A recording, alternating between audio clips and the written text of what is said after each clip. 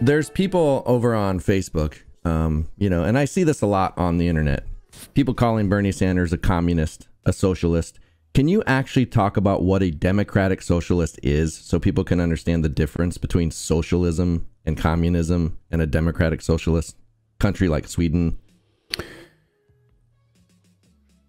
First of all, we've never had a pure Karl Marx socialist government in existence anywhere in the world. It's never existed. The idea is that you would control the means of production as a socialist, right? Distribution, production, and it would be regulated and controlled by the community as a whole. We've never in the history of this world had a true, pure version of that kind of government. It's never existed. Different shades of it, sure, different, state controlling production, etc. It's never existed. To be a democratic socialist is not controlling the means of production. It's not controlling the means of distribution. What it is, though, doing is looking at the tax that the state brings in, and it's deciding how best to appropriate that tax money. I mean, I think that's the purest way of describing it. And maybe I'm wrong. Maybe there's people have different shades of how they describe it. But when people want to say things like Norway, why would I want to live in Norway? It's a socialist country, right? No, it's not. Norway takes care of its people. Norway, as an example, I use Norway because it's often held up as the healthiest country, one of the healthiest countries. People don't leave there because they're well taken care of. They have amazing health care. University system is fantastic. When kids are asked like where they want to move, like kids don't leave Norway and go to like New York City to work. They go through the university system in Norway. They stay in Norway. They're taken care of. Yes, they pay higher taxes, but guess what? They are happier. And it lifts everybody up. So you don't have this massive amount of poverty at the bottom like you do in the United States. And so that is a market-based economy. Norway is. It's not a socialist country. Look all through Europe. Look at Portugal. Look at Spain. Look at France. Look at Denmark, Finland.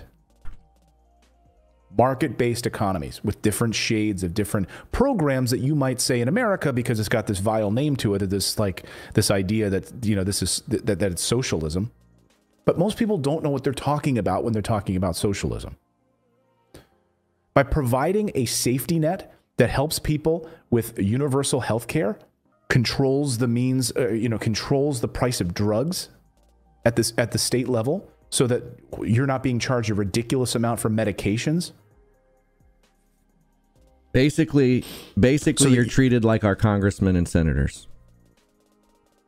Exactly. Perfect way to, yeah. So our members of Congress have socialized medicine. They have excellent health care. They're taken care of. You're not. All we want for the American people is what Congress gets, right? That's what we want for the American people. And by the way, we had a system in many ways of like a freer public college in America, cheaper state-run years ago, before Reagan. And Reagan altered all of that. So now college, the for-profit college system, the price of tuition has tripled, going up 260%. So you go to Norway, you go to Portugal, you go to Finland, you go to Germany, you get free public college. You get free college. And they have better universities than the United States. And they don't make you waste your time taking 2 years of classes that you just took in high school. You want to be a lawyer? You go and take law classes. And it's paid for. One of my friends studied law in Europe. It was paid for. His law school was paid for. Taken care of. And he's a lawyer. He doesn't get out of law school having $200,000 in law student debt. So what it means to be a democratic socialist is to support the least among us with programs that can be fueled by the money that we bring in our tax revenue. We're the richest country in the world. So instead of bombing other countries and spending $800 billion a year to bomb other countries, why don't we reinvest that in college for our children? Broadband in the farthest reaches of America so kids who are having to go to virtual learning right now can actually get their education. A healthcare system that provides for all Americans, not just those that can afford it. And workers' rights. Imagine people being able to earn, they don't have to work 2 jobs to be able to put food on their table. They should be able to have health care and a roof over their head and food for their family in the richest country in the world. Oh, but Wall Street's fine. Wall Street's totally fine. So long as Wall Street's profits, like the headlines today in the Washington Post, stock market ended 2020 at record highs. Congratulations, Wall Street. Congratulations. Thank you, President Trump. Finished off the year with the highest stock market in history, setting records. Congratulations to all.